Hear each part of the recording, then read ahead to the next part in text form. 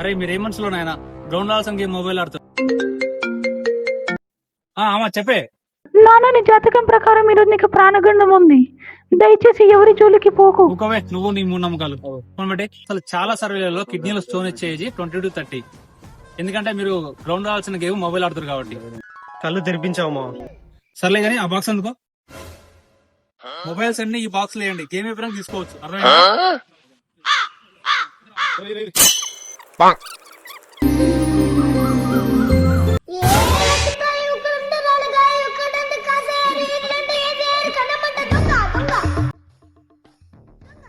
దొంగ దొంగ